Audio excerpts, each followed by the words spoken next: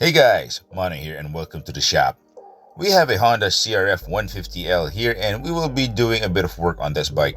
Nothing special really, just some parts that need to be replaced, an oil change, a quick cleanup, but most importantly, we'll be talking about how to turn this little enduro machine into a supermoto. Now I'll be talking about all the parts that we'll be replacing on this bike so you don't have to do the guesswork if ever you want to do this yourself.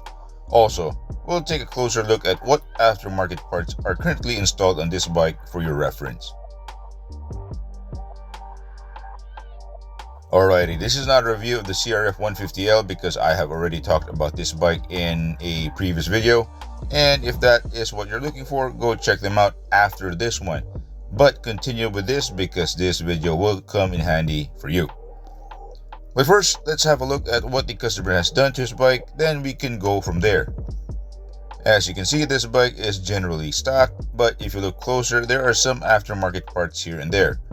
The decals are custom designed and seem to be well made and professionally installed.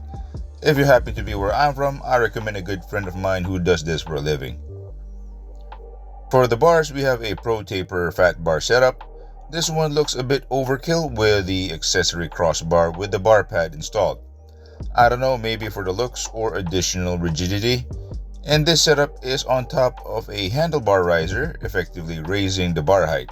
The risers alone are an inexpensive way of making your bike fit you well. Next would be engine protection. The CRF does not come with a skid plate, which is a major bummer considering this bike is intended for off-road use. This one has a T4 aluminum skid plate installed to protect the crankcase and lower part of the frame. Protection is always a big plus. Now this piece right here, this is an aftermarket lowering linkage. If you are a short person or want to put your feet on the ground easier, then this is a must-have. This piece effectively drops the seat height by 2 inches. Okay, let's begin working on this one.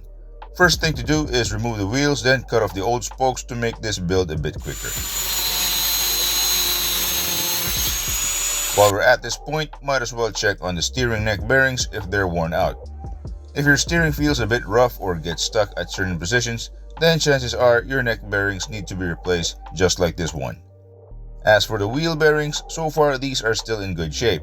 Replace them if you want to. Also, now is a good time to check on the moving parts of your rear shock.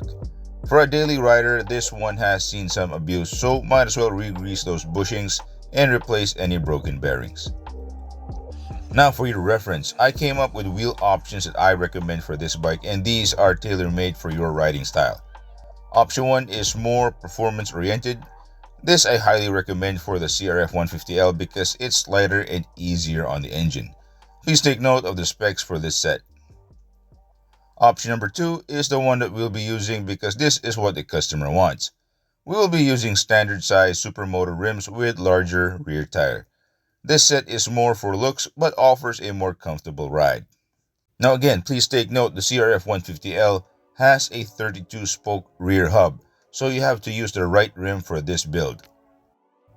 Alright, if you happen to be where I'm from and looking for these parts, I can supply you tires, rims, and other stuff if you want to do this build yourself.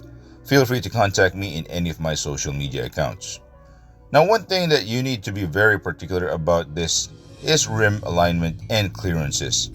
This is going to be a tight fit for this wheel combo on both ends, so if you're hiring a professional wheel builder, please do not haggle their rates unless if you know how to do this yourself.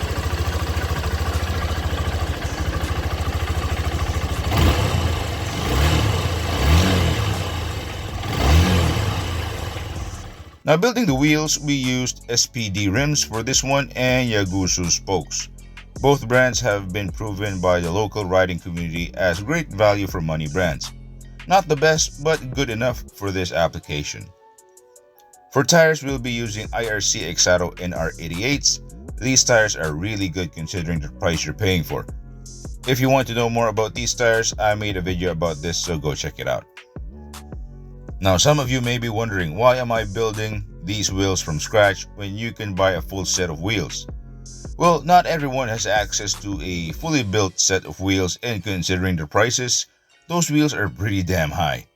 This video serves as a reference to those who like doing things on their own.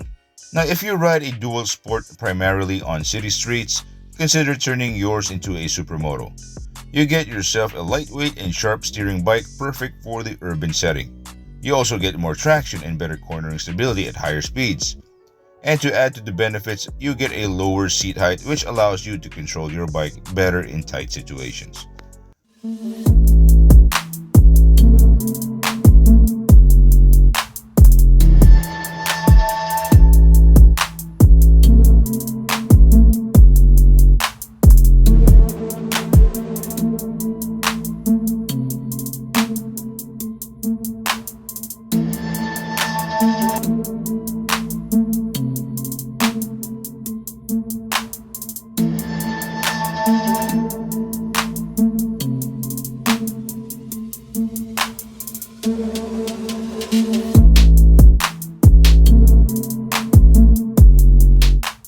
Alrighty, that's all I have for you today. If you found this helpful, leave a like and consider subscribing. And if you have any questions about this build, leave a comment below and I will get back to you ASAP. As always, see you next time. Bye. Hey sir, thank you.